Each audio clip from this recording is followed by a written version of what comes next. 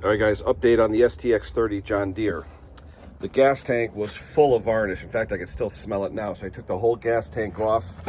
Requires two number 10 millimeter nuts under here. You got to take off two of these on each side. There's two Phillips heads on each side, and there's two Phillips heads underneath. So you got 6 Phillips head and 4 10 millimeter nuts you got to take off, and the fuel tank will come off. You just have to remember to take off the throttle linkage first. So I cleaned that all out. I put a new fuel line on it. I have to hook up. But what I wanted to show you is this carburetor. This is an aftermarket Chinese carburetor because the other carburetor was messed up. It's all filthy, dirty, covered with mouse piss and everything else. But here's the problem. When you hook up the linkage, if you notice back here, see that metal part where the bushing goes in? That bushing, you take off the old carburetor. That metal went back like another 60 thousandths and was hitting this recess. There's a recess in the tin on the shroud so that you can let the linkage do what it's supposed to do. If you notice, here's the linkage.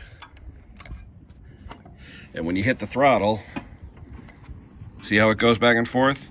Well, that piece right at the tip there was hitting the shroud. So I had to grind it back. So just a tip for you guys, if you ever install a Chinese carb on a Kohler Command, make sure you check that the linkage is in binding. This bell crank here, top of it, was actually hitting this back. Not by much. And it was only hitting after you tighten the nuts on the air cleaner lid.